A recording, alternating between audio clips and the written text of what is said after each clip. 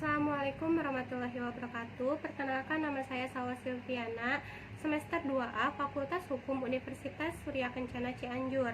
Di sini saya akan mereview pertemuan ketiga hukum pidana yang didoseni oleh Profesor Dr. Hajah Heni Nuraini SHMH dan dosen asistennya yaitu Dr. Muhammad Rendi Hadidayandi SHMH.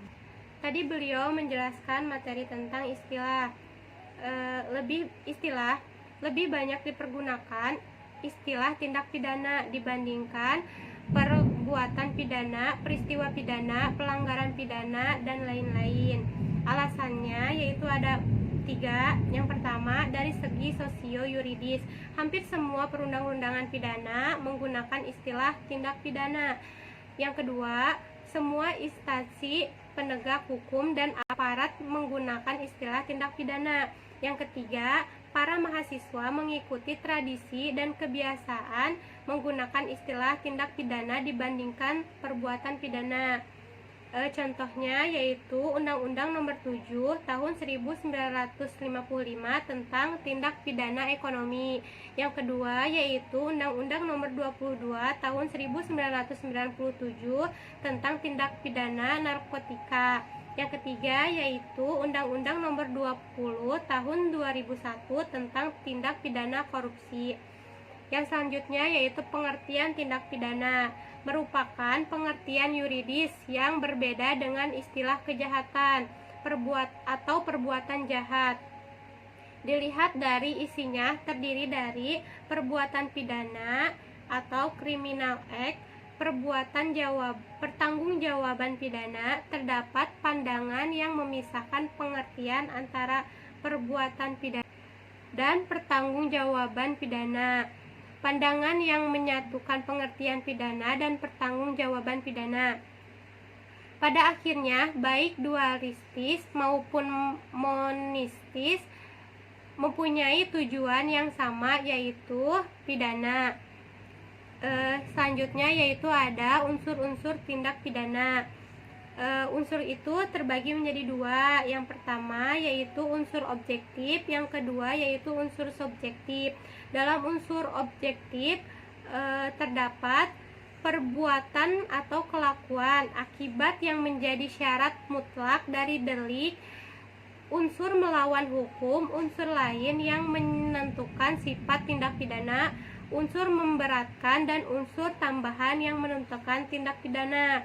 Selanjutnya yaitu ada unsur subjektif, di dalamnya yaitu kesenjangan, kealpaan, niat, maksud, atau dengan rencana terlebih dahulu, dan yang terakhir perasaan. Selanjutnya yaitu bagian delik. Bagian delik ini terbagi menjadi 4. Yang pertama, terdapat dalam rumusan delik. Yang kedua, penuntut umum harus mencantumkan dalam surat dakwaan. Yang ketiga yaitu harus dibuktikan di pengadilan. Yang keempat, apabila tidak terbukti, hakim harus membebaskan terdakwa. Yang selanjutnya ada subjek tindak pidana. Hanya manusia untuk tindak pidana umum, dan untuk tindak pidana umum dan khusus yaitu manusia dan korporasi. Yang selanjutnya yaitu ada jenis-jenis tindak pidana.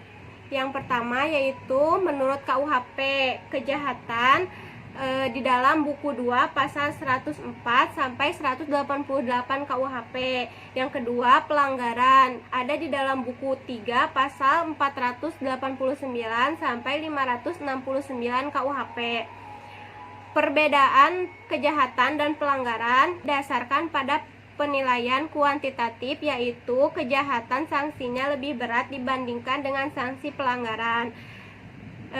Lalu didasarkan juga pada kuantitatif bahwa kejahatan atau delik hukum, pelanggaran delik undang-undang. Selanjutnya adalah elemen atau unsur delik. Elemen atau unsur delik ini terbagi menjadi 5. Yang pertama yaitu tidak terdapat dalam rumusan delik. Yang kedua, hal yang dapat dipertanggungjawabkan, sesuatu tindakan atau sesuatu akibat terhadap pelakunya, terhadap akibat yang timbul, dan hal yang dapat disalahkan selanjutnya berdasarkan unsur kesenjangan atau kealpaan. Yang ketiga, harus dianggap dan disyaratkan dalam setiap rumusan delik. Yang keempat, penuntut umum tidak perlu mencantumkan dalam syarat dakwaan. Yang kelima, apabila hakim merasa ragu, maka harus melepaskan tertuduh dari segala tuntutan hukum. Yang selanjutnya ada teknik atau cara merumuskan tindak pidana. Yang pertama, hanya memberikan nama yuridis atau kualifikasi tanpa menyebut unsurnya. Misal, pasal 351, 297, 184 KUHP. Dan yang kedua, hanya menentukan unsur-unsurnya tanpa memberikan kualifikasinya atau nama yuridisnya. Misalnya, pasal 281, 305 KUHP.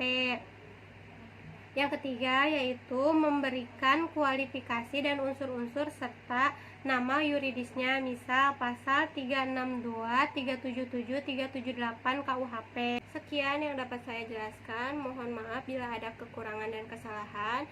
Assalamualaikum warahmatullahi wabarakatuh.